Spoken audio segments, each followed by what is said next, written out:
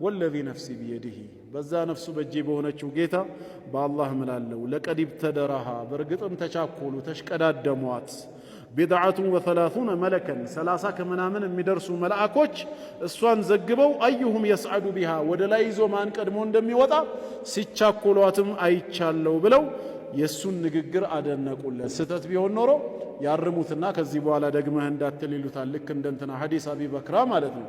ስለዚህ የሚያሳየው ምንድነው ማለት ነው? ሰውየው ሰላት ላይ ሆኖ ካስነጠሰው ማመስገን ይችላል። ከዛም ቀጠሉና ሸይኹ ወዒያደቱል መሪድ አሉ ኪታባቸው ላይ መሪድ ህመምተኛን መጎብኘት መዘየርም ከእስላማዊ አደቦች ነው።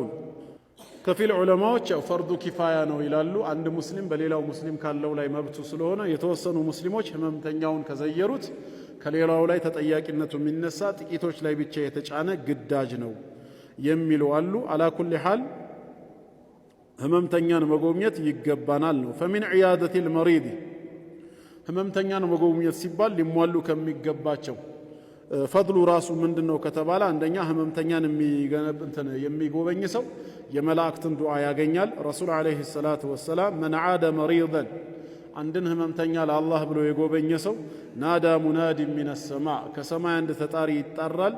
ከዛ በኋላ መሄጅህም መመለስህም ምንኛ ያማረ ነው፣ ከጀነትም እንደዚሁ ስፍራ ተዘጋጀልህ በማለት ስፍራን አዘጋጅተሃል በማለት ምላሽን ይሰጠዋል ማለት ነው።